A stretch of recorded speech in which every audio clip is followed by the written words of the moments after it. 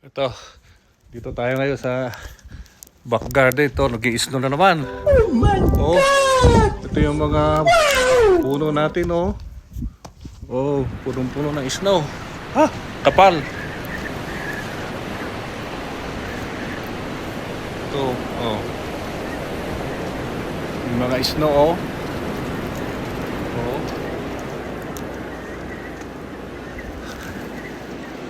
Lamig. Wow. Ngayon natin na experience yung winter. Guys, ito yung garden, oh. Punong-puno ng snow. Kapal. Oh, oh pa. Pwedeng gumawa ng snowman.